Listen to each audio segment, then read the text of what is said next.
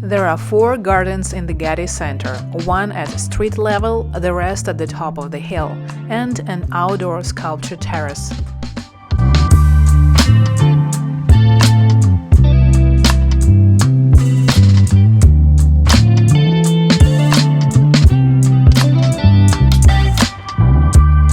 Located in the foothills of the Santa Monica Mountains, the Getty Center's 86 acres of landscaped gardens and terraces include the Central Garden, designed by California artist Robert Irwin.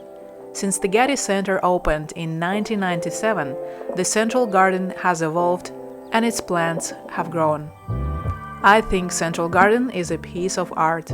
I would gladly spend there a couple of hours sitting somewhere in a shade of a tree and reading a novel, while occasionally admiring flowers.